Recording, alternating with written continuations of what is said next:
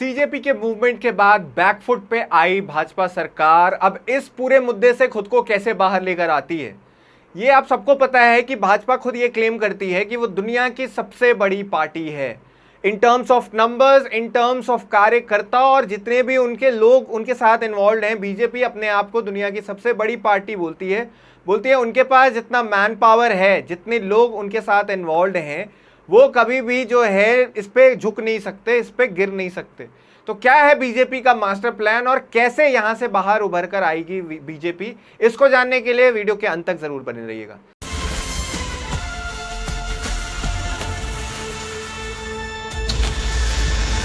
नमस्कार, मेरा नाम है इंद्रनील भारती और आप मेरे साथ देख रहे हैं द न्यूज अरीना। तो जैसा आप सब जानते हैं कि भाजपा सरकार अभी बैकफुट पे चली गई है। आज के दिन 27 जुलाई की अगर हम बात करें तो आज बिल पास हो गया है। भाजपा ने आनन फानन में सरकार ने इस बिल को पास किया है क्योंकि प्रिवेंशन ऑफ जो इलीगल एक्टिविटीज़ या आप बोल लें कि प्रिवेंशन ऑफ मेजर्स अगेंस्ट जो भी गलत चीज़ें हो रही हैं वो बहुत ज़रूरी थी। यूथ ने पूरे देश के इसके अगेंस्ट रेबल कर दिया था और उनका सिंपल सा यही लॉजिक था कि इस चीज़ के लिए जल्दी से जल्दी कड़ी से कड़ी सज़ा मिलनी चाहिए और कड़ी से कड़ी जो है आप रूल्स और रेगुलेशंस को लेकर आए। तो आज तो सरकार ने इसको पारित कर दिया है, लेकिन इसके बाद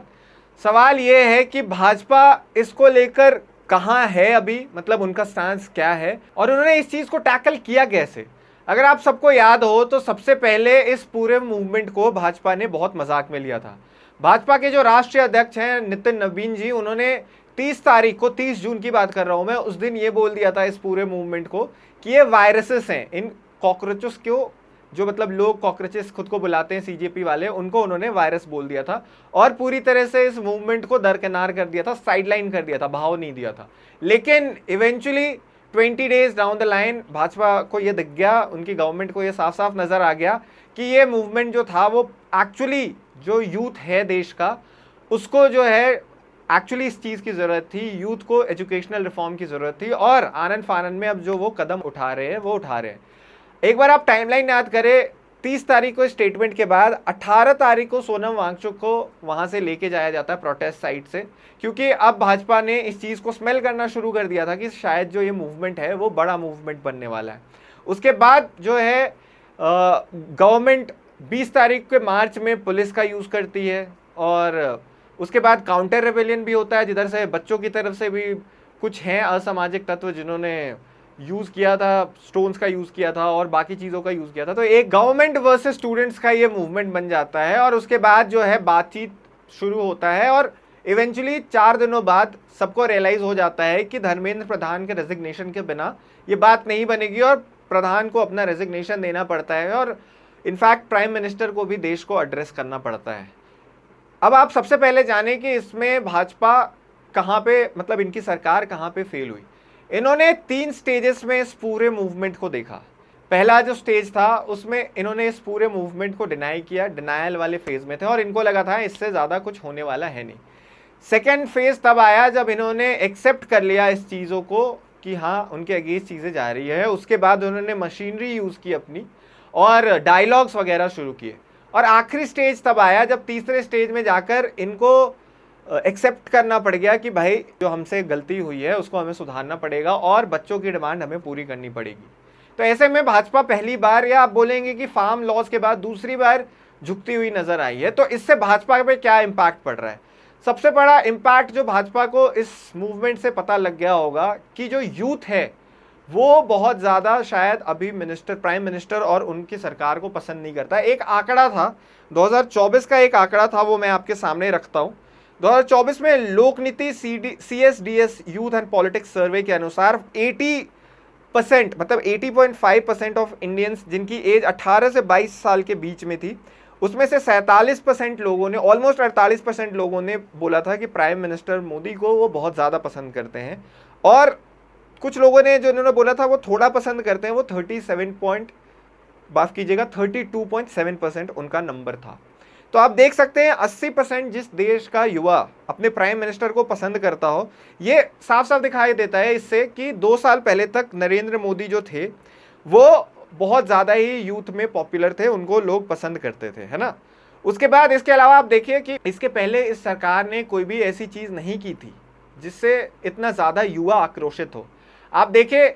अगर युवाओं की बात करें तो अभी जो बीजेपी मशीनरी यूज कर रही है या जो उनका टैक्टिक यूज करने का तरीका है ना, वो थोड़ा आउटडेटेड नजर आता है। प्राइम मिनिस्टर ने भी अपने मिनिस्टर्स से अर्ज किया है कि अब जो उनके मिनिस्टर्स हैं इंस्टाग्राम के माध्यम से बच्चों के साथ कनेक्ट हो, क्योंकि उनको भी रियलाइज हो गया है कि एक्स और बाकी प्लेटफॉर्म्स जो हैं वो थोड़े पुराने हो गए हैं और इंस्टाग्राम पे आज का युवा सबसे ज्यादा कनेक्टेड है। इसके अलावा देखिए इस पूरे मूवमेंट से ये भी पता लगा कि देश के युवा जो है बस नीट या परीक्षा या एजुकेशन सिस्टम से उनको नाराजगी नहीं थी, बल्कि पूरी की पूरी सरकारी व्यवस्था जो है उनसे वो नाराज चल रहे थे। पूरा का पूरा जो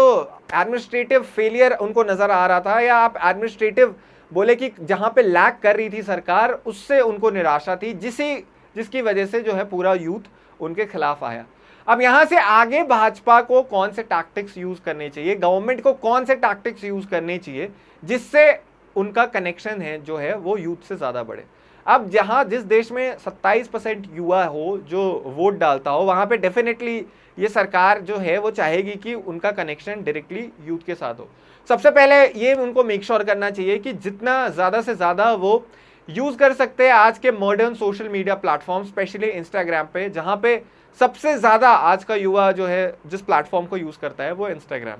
तो सबसे पहले तो उनको ये मेक श्योर करना चाहिए कि वो कैसे जो है उस प्लेटफॉर्म पे लोगों के साथ एंगेज करना शुरू करें। प्राइम मिनिस्टर नरेंद्र मोदी ने रियलाइज कर लिया है और आप देखें लगातार 3-4 दिनों से वो वीडियोस बनाते हैं अपने सेल्फी कैमरा से और एड्रेस करते हैं देश के युवाओं को। इसके अलावा लोग तो ये भी बात करते हैं कि शायद ये जो भाजपा ने लेट किया या जो इस पूरे मुद्दे को उन्होंने ज़्यादा आगे तक ले जाने की कोशिश की, वो इसलिए था क्योंकि वो चाहते थे कि जो एथनॉल और जो राम मंदिर स्कैम वाले मुद्दे पे बातचीत चल रही थी, वो चाहते थे इस चीज़ को डिले किया जाए ताकि ये जो यूथ है या फिर जो पूरी आम जनता है उनके दिमाग में ये वाली बातें ना जाए। लेकिन उनका जो डिले टैक्टिक था ये उनके अगेंस्ट चला गया था। तो अब इनको ये भी समझना चाहिए कि अकाउंटेबिलिटी लेनी पड़ेगी आपको। अगर आपसे कोई गलतियां हुई हैं आप उसको एड्रेस करें, ना कि छिपाएं। अगर आपसे कोई गलती हुई है तो आप उस चीज़ को पूरी तरह से ओन अप करें। गलतियां होती हैं, आप मतलब आपकी जो पार्टी है वो या फिर दुनिया की कोई भी पार्टी जो है, ऐसा नहीं है कि बिल्कुल फ्लॉलेस गवर्नमेंट चला ले। अगर आपने गलती की है तो उस चीज़ को एक्सेप्ट करें और वन ऑन वन इंटरैक्ट करके अकाउंटेबिलिटी लेकर देश के युवा को संबोधित करें। इसके अलावा आप देखें भाजपा के जो कोर है उसके ऊपर कोई सवाल नहीं उठा सकता। सबको पता है भाजपा की जो सरकार है या भाजपा के जो कार्यकर्ता हैं वो अपनी पार्टी को लेकर और नेशनल एस्पेक्ट को लेकर बहुत ज़्यादा ही जो है इमोशनल होते हैं और उन्होंने किसी रीज़न से जो है देश भर में इतने सारे इलेक्शंस जीते हैं क्योंकि उनके पास एक सेट ऑफ डेडिकेटेड वर्कर्स है जो 24 घंटे उनके लिए काम करना चाहता है। और जो है भाजपा का अभी उफान आया हुआ है देश में, जहाँ पे हर एक स्टेट की आप बात कर ले, अगर आप कुछ गिने चुने स्टेट्स को हटा दें जहाँ पे, तो उसमें भाजपा की सरकार है। उसका सबसे बड़ा रीज़न यही है कि उनके पास डेडिकेटेड वर्कफोर्स है जो उनके साथ जुड़ा हुआ है। लेकिन अब भाजपा को ये समझना चाहिए कि उनके जो वर्कर्स हैं अब उनको युवाओं के साथ कनेक्शन बनाना पड़ेगा। अगर वो अभी भी पुराने ज़माने के टैक्टिक्स यूज़ करते हैं जो इलेक्शंस में यूज़ किए जाते थे, तो वहाँ पे वो मार खा जाएंगे। उनको सोशल मीडिया और जो भी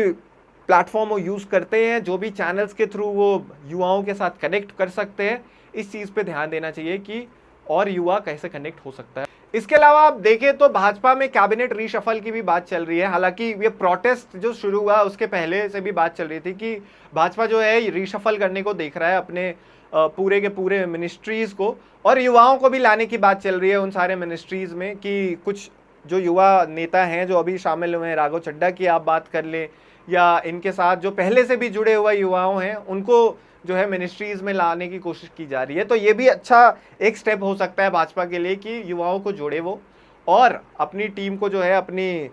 मिनिस्ट्री और कैबिनेट को जो है उसमें कुछ यंग फेसेस को लाकर और आज का जो युवा सोचता है उसके साथ कनेक्ट करने की कोशिश करें।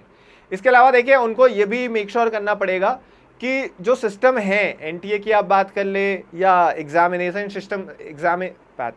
या एग्जामिनेशन सिस्टम की आप बात कर ले या ओवरऑल जो भी चीज़ें हैं जो लोग को डे टू डे लाइफ में अफेक्ट करते हैं उसमें ऐसी चीज़ें ना आए जिससे लोगों की लाइफ में परेशानी हो डे टू डे। आप जितना स्मूथ बना सकते हैं आप, क्योंकि डिजिटल इंडिया का परचम आपने जो है पूरे देश भर में बांट रखा है, तो आपको ये भी मेक श्योर करना चाहिए कि डिजिटल इंडिया का यूज़ जो है वो सही जगह पे हो, सही जगह पे उनका इस्तेमाल किया जाए। और साथ ही साथ ये भी ध्यान देना होगा कि भाजपा को अभी इलेक्टोरल डिफीट कहीं पे भी नहीं मिली। 2-3 महीने पहले भाजपा ने ऐतिहासिक जीत हासिल की थी पश्चिम बंगाल में जाकर। पश्चिम बंगाल वो स्टेट है जहां पे अभी तक भाजपा की सरकार नहीं आई थी, वो आसपास भी नजर नहीं आते थे, 21 में भी आसपास नजर नहीं आए थे। हर एक स्टेट इलेक्शन जो होता है या फिर बाद में जो फुल टाइम नेशनल इलेक्शंस होते हैं उसमें ये समझ में आता है कि देश के युवा अभी भी जो है भाजपा से जुड़े हुए हैं, उनकी पहली पसंद आज भी भाजपा है। तो अब कैसे इस चीज़ को देखते हैं लोग, क्योंकि ठीक है एक अच्छी बात है कि आप एक मूवमेंट चालू कर लेते हैं देश में और ये सारी चीज़ें, लेकिन जब तक वो इलेक्शन के थ्रू, इलेक्टोरल प्रोसेस के थ्रू पता नहीं लगेगा तब तक आप कहीं से भी ये कंक्लूसिव एविडेंस नहीं दिखा सकते कि अभी का युवा परेशान है। तो ये एक जो है भाजपा को पॉइंट नोट करना चाहिए कि इन सभी चीज़ों के साथ वो टिंकर कर सकती है, खेल कर सकती है, तब जाके जो है उनकी तरफ युवाओं का आकर्षण वापस से आएगा, अगर ये कुछ बदलाव वो लाने में अपनी तरफ सफल होते हैं तो। दोस्तों अगर आपको आज का वीडियो पसंद आया हो तो वीडियो को लाइक करें, चैनल को सब्सक्राइब करें और वीडियो को शेयर भी करें। फिलहाल के लिए मुझे दीजिए इजाजत और देखते रहिए द न्यूज़ अरीना को।